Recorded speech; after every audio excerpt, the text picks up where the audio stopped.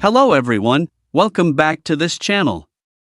In this video, I will show you the easy and clear steps on how to turn on Auto Hide Empty Smart List in Microsoft To Do on Android.